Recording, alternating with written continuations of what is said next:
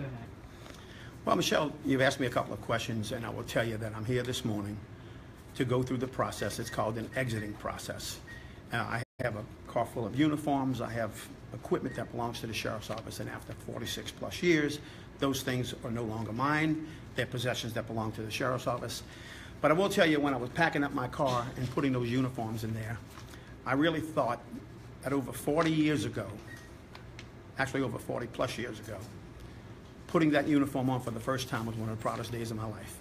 I've served under I've served under 3 sheriffs, was shot in the line of duty, and was promoted many times by Sheriff Harry Lee, actually to the rank of colonel, which is the position I currently hold.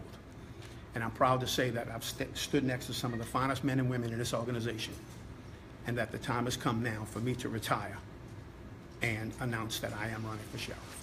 Can you talk a little bit about your decision, and is something that you wanted to do for a while? Well, I mean, it's a decision that it's funny, I talked to a guy this morning who I was a cadet with when we were in our late teens, and he said it's funny that back when you were 18 years of age and I was 18 years of age, you always said you aspired to one day want to be the sheriff, and now is your opportunity to do that. So again, this is a dream I've had all my life, and I'm going to follow my dream.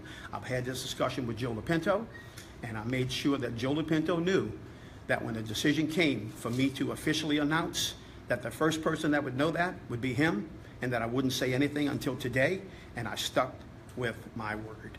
And I haven't said anything until this morning. So again, I think these are some of the most wonderful people in the world. When you work with people for 45, 46 years, you become friends, and this is more of a family to me.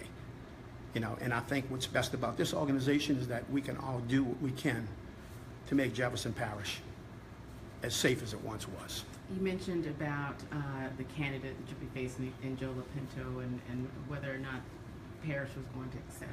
I'm not gonna get into any of that. I don't want to say that. Again, I mean, there'll be a lot more times when, you know, down the line when I'll be able to avail myself to everyone and to talk about all those different things. But right now, it's kind of bittersweet that I'm here to turn in all my equipment and all my things and say one last time goodbye to people I've worked with all my life here.